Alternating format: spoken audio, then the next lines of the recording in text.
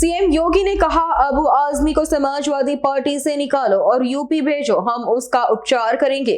जो व्यक्ति छत्रपति शिवाजी महाराज की परंपरा पर गर्व करने के बजाय लज्जा महसूस करता है और औरंगजेब का अपना नायक मानता है, क्या उसे हमारे देश में रहने का अधिकार होना चाहिए? समाजवादी पार्टी का नेता, आपका विधायक घोषणा करो ना, उस कमबख्त को निकालो पार्टी से और उसको एक बार यूपी भेज दीजिए, बाकी उपचार हम अपने आप करवा लेंगे। जो व्यक्ति छत्रपति शिवाजी महाराज की परंपरा पर गौरव की अनुभूति करने की बजाय लज्जा महसूस कर रहा हो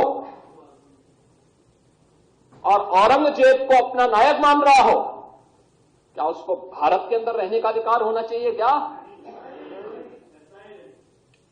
और समाजवादी पार्टी को इसका जवाब देना चाहिए। एक तरफ आप कुंभ को અમારી તમામ માહિતીથી અપડેટ રહેવા માટે જોડાયેલા રહો S9 ન્યૂઝ સાથે।